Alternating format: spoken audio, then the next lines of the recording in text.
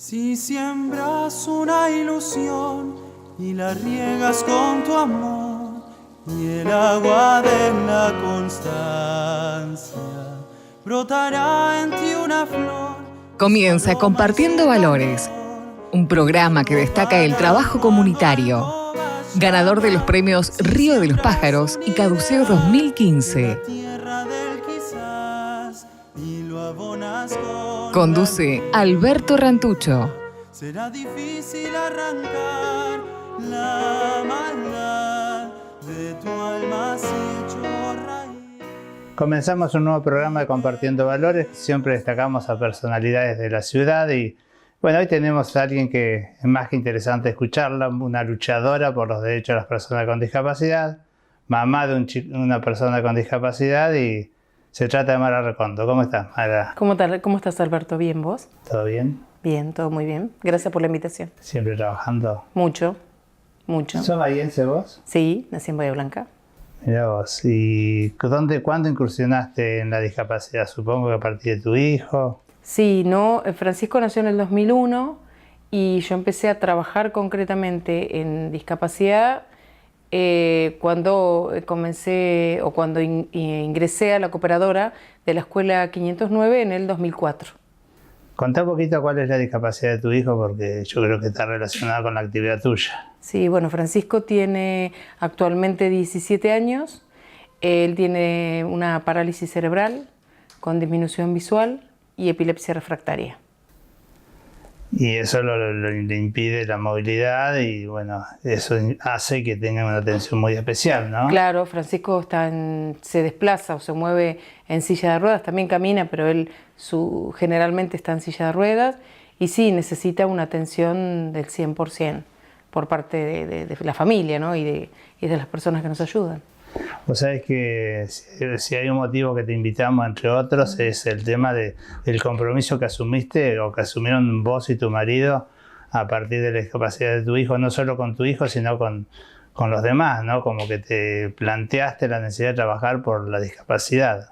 Sí, esto viene, a ver, si bien nosotros empezamos con la escuela y a incursionar poco a poco en este camino, siempre decimos lo mismo, para nosotros fue muy duro el comienzo, en sus comienzos, nosotros tuvimos que aprender y estuvimos solos, afrontando muchas situaciones de las cuales aprendimos.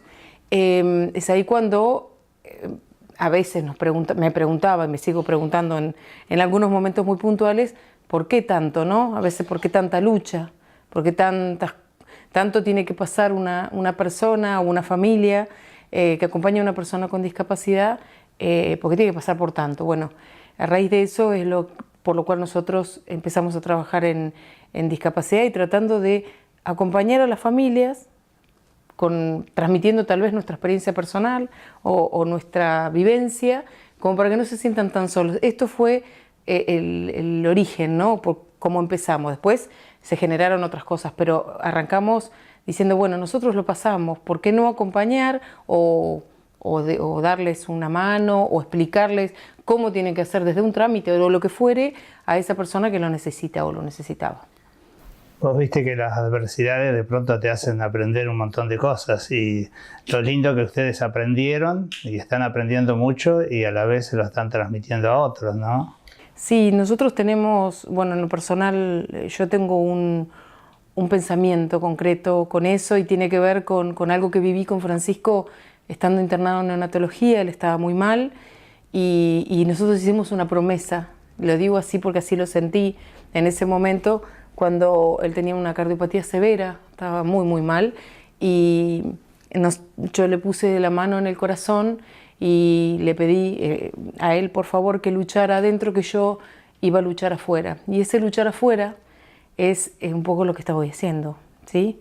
Él luchó adentro. Y él luchó adentro porque se quedó, porque Dios lo dejó y él se quedó y bueno, es el impulso para que uno pueda seguir luchando desde afuera.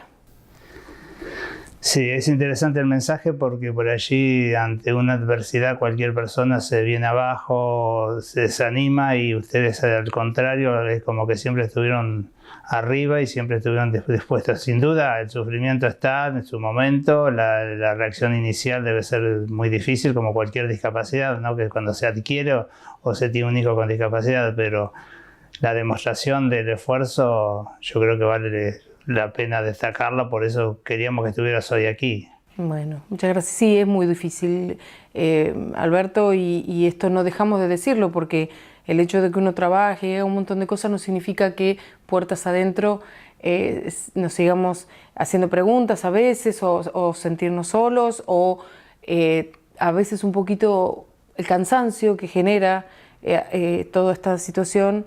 Y la tristeza también a veces pensando en el futuro. A veces lo pensamos mucho nosotros con mi esposo en el día que no estemos y todo qué va a pasar con eso, ¿no? Entonces, nada, esto es lo que a veces pasa, pero pesa más lo otro, el que esté Francisco, el que esté como está y que sea el motor y todo lo que nos impulsa a hacer lo que hacemos.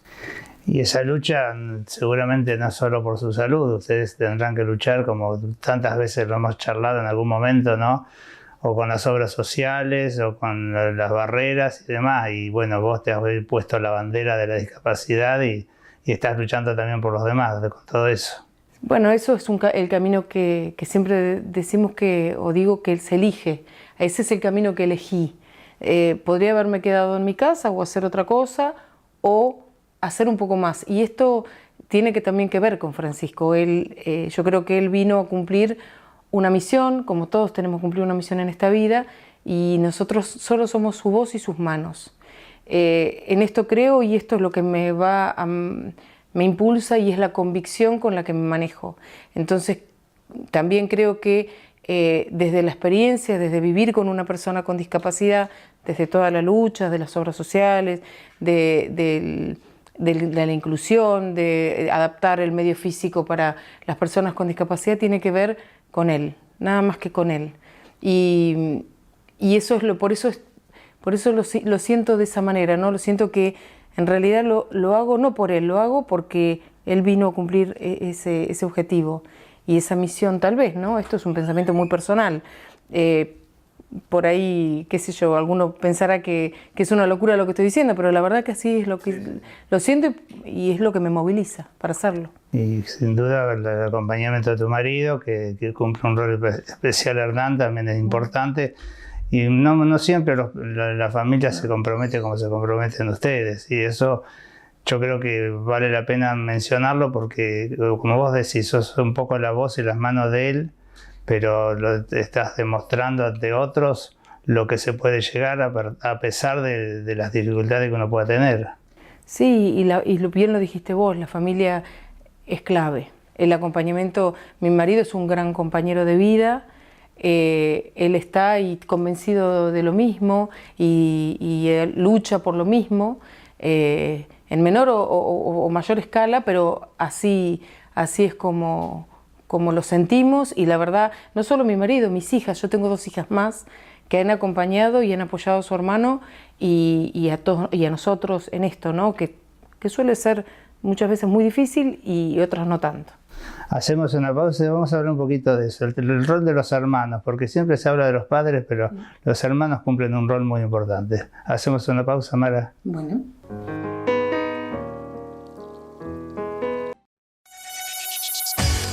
Está auspiciando este programa Colegio de Arquitectos de la Provincia de Buenos Aires, Distrito 10.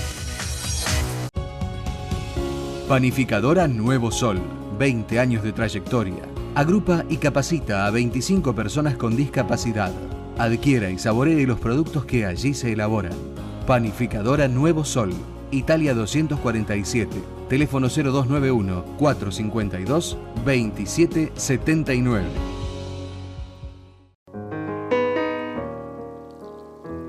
Continuamos en Compartiendo Valores, hablamos con Mara Recondo. Nos has dejado unos mensajes interesantes. Yo te decía antes de terminar el bloque anterior del rol de los hermanos. Qué importante que es y qué importante que se le dé más importancia a ese papel, más valga la redundancia, a ese papel que cumplen, porque sin duda, de acuerdo a la ley de la vida, el día de mañana van a ser quienes van a estar cerca de esa persona con discapacidad, ¿no? Sí, y no solo, y nos pasa y lo pensamos todo el tiempo, del rol de los hermanos, ¿no? De la importancia para Francisco, que son sus hermanas, pero nosotros como papás poder darles o corrernos un poco cuando vos necesitas asistir a una persona o atender a una persona, es difícil correrse y me ha pasado, y de poder corrernos un poco para que los hermanos puedan vincularse como hermanos, porque no sé, pongo ejemplos, tengo una hija mayor de 19 años y una más chica de 12, Francisco tiene 17 del medio, y Magalí se ha peleado con el hermano como se pelea cualquier hermano, y Francisco le tiró el pelo a Magalí y Magalí se lo devolvió tirándole el pelo. Otros papás intervienen y dicen, no, ¿cómo le vas a tirar el pelo? ¿Y por qué no le voy a tirar el pelo? Eso me lo dijo a mí. O sea, digo, a ver, pongo este ejemplo concreto y fácil de poder visualizarlo, pero la realidad es que el vínculo que tienen, y hoy yo a mi hija mayor la tengo fuera del país, hace 10 meses, y hasta cómo se vinculan y cómo se conectan a un Francisco no hablando por teléfono, por una videollamada. Ellos dos cómo pueden interactuar es maravilloso, lo mismo que con su hermana menor, y eso es algo que nosotros no tenemos que ni siquiera intervenir, es un vínculo de hermanos, y obviamente la situación familiar es complicada, nosotros muchas veces no, siempre ponemos la mirada más en Francisco que en las hermanas, y eso se sufre también, ¿no? Los hermanos también lo sufren. Entonces hay que tratar de buscar un equilibrio, que no es fácil y se trabaja todos los días para eso. Ese tema lo iba a sacar justamente porque el hecho que se sientan desplazados o celosos de ser hermano con discapacidad es muy común y bueno, seguramente es producto de que necesita una asistencia mayor o seguramente también es producto de que uno lo sobreprotege a esa persona con discapacidad, pero qué rol importante el de los padres si tienen en cuenta eso, ¿no? Sí, porque creo que es sano, tiene que ser sano para eso. Si bien es inevitable, yo siempre les dije, desde que eran chiquititas, les dije a las nenas, a Magalí y a Lara, que les pedía perdón, que hacía lo que podía, que no era fácil la situación que vivíamos y que seguramente me equivocaba y me iba a equivocar siempre, pero que lo hacía desde el amor, ¿no? De esto de tener que dedicarle tanto tiempo a Francisco, tener que estar pendiente porque la situación nos lleva a eso, muchas veces y sobre todo con la más chica, hace que seamos lo último o la miremos a destiempo, diríamos. Entonces esto es lo que estamos tratando como familia, no solamente yo, de poder empezar a acomodarnos con eso y tratar de buscar un equilibrio. Interesante todo lo que contás y sirve de ejemplo, sin duda. Vamos a hablar un poquito ahora de las instituciones que participaste. Vos comentaste que estuviste en la cooperadora de la Escuela 509 y después cómo continuaste, porque ahora sabemos que seguís activa y en forma luchando por los derechos de la persona con discapacidad. Sí, bueno, yo empecé en la cooperadora 509 porque Francisco asistía a la escuela, empezamos a trabajar por la comunidad de la Escuela 509. Después, eso fue en el 2004, en el 2013 empecé a trabajar como voluntaria de SILSA, ONG por la Inclusión. SILSA es una ONG de más de 50 años en el país que entrega elementos ortopédicos de manera gratuita. Nosotros, el voluntariado consiste en la gestión de esos equipamientos y la entrega a las personas con discapacidad que están en situación de vulnerabilidad social. Es una institución a nivel nacional. En todo el país, sí, claro, en todo el país. Desde 2013 a la fecha seguimos haciendo este trabajo. Llevamos entregados más de 200 equipamientos, no solamente en Bahía Blanca, Partido de Villarino, Patagones y Punta Alta. Ahora Patagones se va a incorporar más. Ayer tuve una reunión, Patagones con Estrueder, Villalonga, lo que es la región.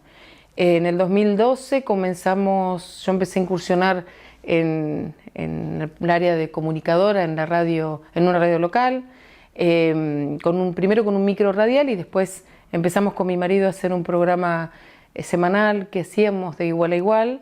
Este año volvemos con el micro semanal por una cuestión de tiempos. Así que desde esa fecha hasta ahora también tratando de comunicar y poner en agenda pública la discapacidad. Después en el 2014, todavía no éramos, principio del 2014, que todavía no habíamos fundado la fundación, lo que hicimos fue impulsar la ordenanza de atención prioritaria. Después impulsamos la ordenanza de la creación del observatorio, que hoy funciona en la órbita del Consejo Deliberante. Este año es el 4.º año, así que es desde ahí se genera política pública y bueno, se ha trabajado muchísimo desde ese ámbito, que estamos muy conformes, porque la realidad es, el objetivo cuando lo impulsamos era que sea un espacio que nucleara todas las voces, que todos pudieran plantear, los que transitan la discapacidad, los que no, los que trabajan en el área, que puedan plantear las necesidades. Y bueno, de ahí es donde se trabaja mucho para poder mejorar un poquito la calidad de vida de las personas con discapacidad. Y bueno, obviamente en 2014 fundamos con Hernán, mi esposo, Fundación Diser, que hace todo esto que te dije recién, todo este trabajo y un trabajo individual, ¿no? De trabajar con las personas, brindando la asistencia integral en lo que precisen. Qué buen trabajo, vamos a ampliar un poquito más en el último bloque, pero hasta ahora lo que has contado es digno de ser escuchado y bueno, y tener como ejemplo y saber que hay estos espacios tan interesantes que de pronto 2 personas se proponen abrir y cuánto brindan a los demás. Hacemos una pausa, Mara. Bueno.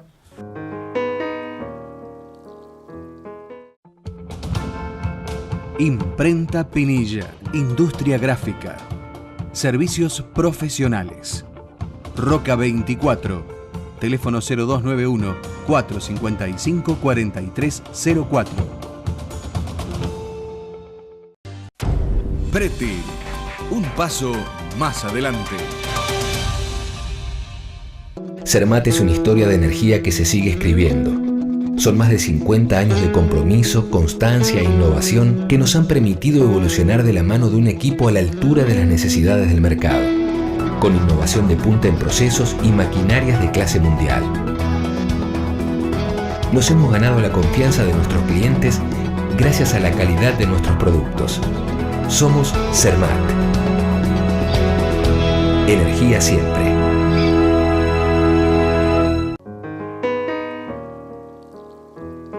Bueno, ya vamos al último segmento de Compartiendo Valores con Mara Recondo. Y ahora vamos a hablar un poco del observatorio y de la fundación, que yo creo que cumple un rol muy importante. Trabajas en el observatorio, trabajas con mucho empuje, con muchas ganas, sos una luchadora, como dijimos al principio. ¿Qué te enoja a veces? Me enoja la falta de empatía y la falta de sensibilidad, en primer lugar. Me enoja porque considero que sobre todo nosotros trabajamos en un ámbito donde muchas veces tenemos que tratar con un funcionario público que tiene que tomar una decisión, y cuando noto eso de que hay una falta de empatía o de sensibilidad, eso me enoja un montón. Puedo entender el desconocimiento, pero no la falta de que no haya empatía, eso me enoja. De todas maneras, yo creo que el trabajo del observatorio es más que interesante, porque primero que el ámbito de trabajo es el Consejo Deliberante, que no siempre se ha dado esa oportunidad, y hiciste muy bien cuando dijiste que habías trabajado con ese fin de crear el observatorio, de crear la ordenanza que da lugar al observatorio. Qué interesante y qué bueno que la gente participe cada vez más, ¿no? Y bueno, hablando del ámbito político, con más razón, porque que empiecen a vivenciar de cerca lo que se necesita, lo que pasa y lo que se puede hacer. Sí, eso hemos notado en todos estos años, que hay cada vez un compromiso mayor por parte de las instituciones, de las personas con discapacidad, y aquellas personas que ni siquiera vivenciaron la discapacidad, también se comprometen con ese lugar y con gestionar o trabajar en el área. La verdad es que está muy sólido el observatorio, es un lugar que se identifica, donde las personas pueden identificarse y encuentran para poder volcar esa necesidad, y me parece clave y fundamental que los mismos actores o las mismas personas que transitan la discapacidad puedan contar o puedan explicar o pedir lo que se necesita o lo que hace falta. Esto me parece importantísimo. Por eso se le da lugar y es un espacio abierto para que pueda ir la gente, para que pueda participar. Nosotros tenemos una estructura de trabajo, pero es un espacio que es abierto para todo el mundo. Y hablemos ahora de la Fundación Diser. Contanos un poco cómo es el trabajo de ustedes más en detalle. Bueno, nosotros con la Fundación trabajamos tanto activamente en el espacio del observatorio, trabajamos mucho con, más en estos tiempos, o recibimos muchas consultas con el tema de la falta de cobertura por parte de las obras sociales. Esto es lo que más atendemos ya desde siempre. También gestionamos los equipamientos, los elementos ortopédicos desde ese lugar y obviamente trabajamos articulando con el Estado. ¿Tienen un banco de elementos ortopédicos? Nosotros tenemos, es cierto, no me acordaba de eso, tenemos un banco de elementos ortopédicos que está bastante completo, que está a disposición de la gente. Ese banco tiene un montón de elementos ortopédicos que nosotros lo que hacemos es cuando los solicitan las personas que lo necesitan, uno de los requisitos que pedimos es que esté solicitado por un profesional, obviamente, y nosotros y a su vez nos ponemos en contacto con ese profesional para ver si el equipamiento que nosotros tenemos es el adecuado para esa persona y se lo damos en comodato, se lo prestamos. Tenga o no tenga obra social, a veces lo prestamos teniendo obra social porque las obras sociales tardan mucho en entregarlo y lo que hacemos es prestárselo mientras espera el equipamiento y si no la tiene, mientras se lo gestionamos a SILSA. Realmente muy interesante el trabajo. ¿Y cómo se puede comunicar la gente con ustedes? Bueno, hay un número telefónico que es 291-645-7238. Tenemos nuestra página web que es www.diser.org.ar y el Facebook, que es la vía más común para comunicarse, que es exactamente Fundación Discapacidad y Servicio. Qué interesante y qué buen servicio que prestan, ¿no es cierto? Y desde el punto de vista de la valoración de las instituciones, yo creo que se está valorando más a nivel institucional, a nivel comunidad, el trabajo de instituciones como esta, ¿no? Sí, se empiezan a reconocer. Reconocer me refiero a mirar las que existen y qué hacen. Esto no pasaba antes y vos, más que yo, me lo puedes decir, de que como que los conocíamos los que estábamos en el ambiente. No, esto es lo que yo creo que ha cambiado en estos últimos años, y el espacio del observatorio como visibiliza no solo las situaciones, sino a las instituciones, me parece que ha servido para eso, o tu programa, Alberto, o bueno, cuando nosotros hacíamos el programa semanal, también pasaba eso, ¿no? De que podemos poner en agenda pública no solamente la discapacidad, sino las personas que trabajan en ella. Sí, es interesante y bueno, eso hace que los medios estén colaborando, yo creo que cada vez más con el tema. Vos en este momento, ¿qué verías en la ciudad que hay que mejorar? Bueno, en primer lugar, lo que yo creo que tenemos que trabajar es en el cambio cultural. Es lo más difícil, siempre digo lo mismo, pero bueno, hay que empezar a mirar el otro y empezar a darle el lugar que necesita la persona que transita la discapacidad o la situación que le toque vivir. Yo creo que esto es lo primero que entre todos tenemos que empezar a trabajar. Es muy difícil y es a largo plazo. Y obviamente el tema de accesibilidad. Tenemos una ciudad muy complicada en materia de accesibilidad, por eso estamos trabajando también mucho desde el observatorio. Hay que empezar a trabajar en ese área porque esa área es la que va a permitir que las personas con discapacidad se incluyan, que puedan ir a asistir a, no sé, a un teatro, al centro. Hablamos de accesibilidad en todos sus ámbitos, ¿no? En todos sus aspectos. Y si nos referimos específicamente al sistema educativo, ¿pensás que hay cada vez más inclusión? No, más o menos. O sea, a ver, yo creo que todavía cuesta. Yo creo que todavía hay mucho miedo al desconocimiento, porque en definitiva es desconocimiento. Sí hay gente que se compromete y sabemos que hay instituciones que trabajan muy bien, pero todavía falta un poco más de apertura. De apertura y de poder, perder ese miedo y entender que es necesario, es fundamental esta inclusión con la preparación y la capacitación que se necesita para eso, ¿no? Sí, tal cual. Evidentemente el trabajo es arduo y bueno, y lo estás manifestando a partir de tus palabras, pero las satisfacciones también son muchas. Muchísimas, todo el tiempo. a pesar de que uno se enoja, vos lo has visto el otro día, y bueno, y sabemos que es un camino muy largo, pero se han logrado cosas muy importantes desde el trabajo en conjunto. Alberto, nada hacemos solos, siempre digo lo mismo, y si no nos juntamos para trabajar, nada va a cambiar. Si hoy apareciera una mamá, un papá que reciben un hijo con una discapacidad, con tu experiencia, ¿qué le dirías? Primero que transiten ese duelo. Cuando uno recibe un hijo con discapacidad, yo lo viví de esa manera, recibe un hijo, otro hijo, uno espera, cuando está embarazada o en situaciones comunes, recibe un hijo, espera un hijo sin dificultades de salud, sin problemas.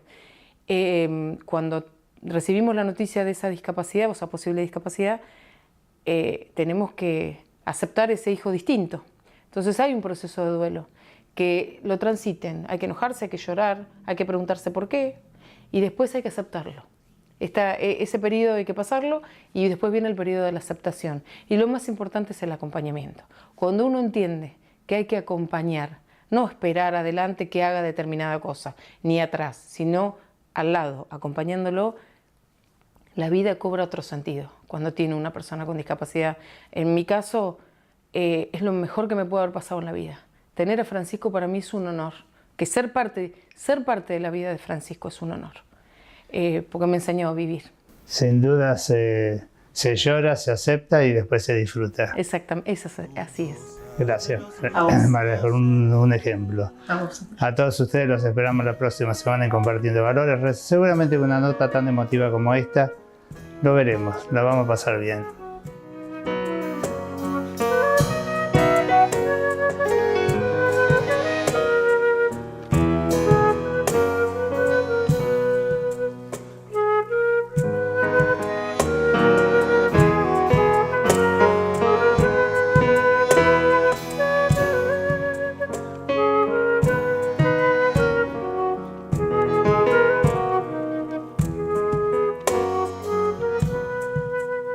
Si siembras una amistad